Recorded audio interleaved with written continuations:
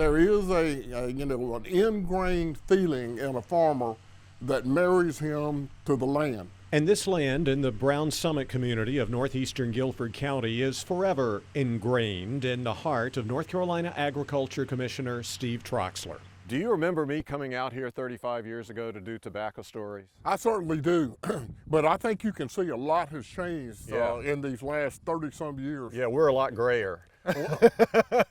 What? All kidding aside, this place has changed. The organic tobacco being planted here today won't take up as much acreage as his crops of years ago. One of Troxler's relatives now does the farming here. The building behind the home place Troxler built himself using wood from old tobacco barns and now shelters his collection of antique but still working farm machinery can be rented as an event venue.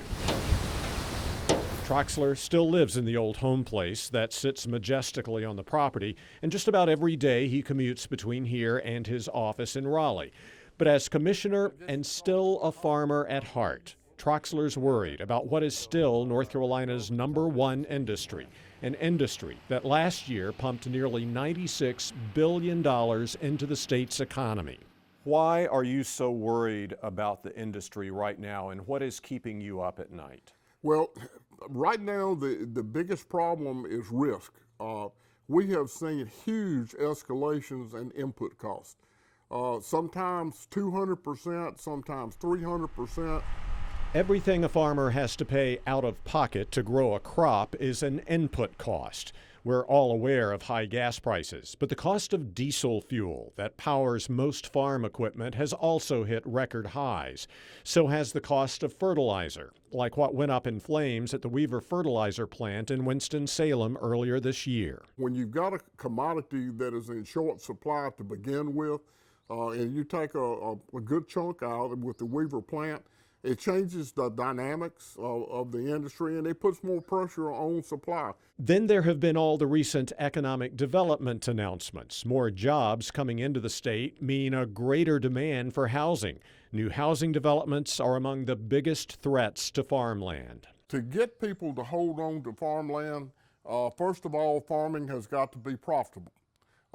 We've been through some pretty tough times in the past several years, not so profitable.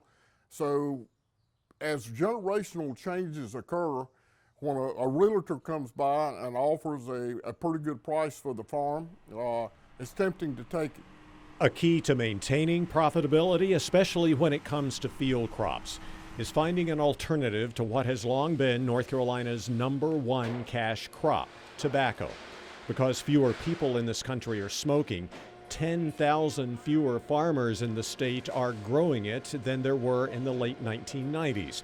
Tobacco is still profitable, but demand for it comes mostly from other countries, namely China. We have looked for the silver bullet to replace tobacco. We have not found it. Troxler says diversification, like former tobacco farmers now growing things like strawberries, has helped, but the profit margins just aren't as big. A hot commodity across the country right now is hemp, as more and more states loosen laws regarding its use. Is there a future for hemp in North Carolina? I think there is a future, but it's not going to be that huge spike in income across the board that people had hoped for. We've got to change the definition of hemp really in North Carolina to be successful. It's still listed as a Class 1 narcotic.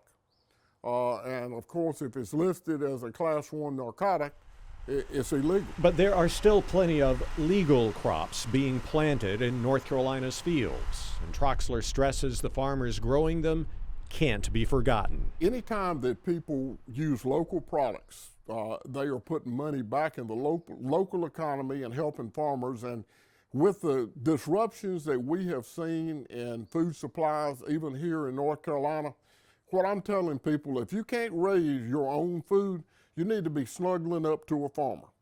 And I hope they do that. I want them to revere a farmer. So the attitude that there's a problem with agriculture is the furthest thing from the truth. We are the solutions, not the problem.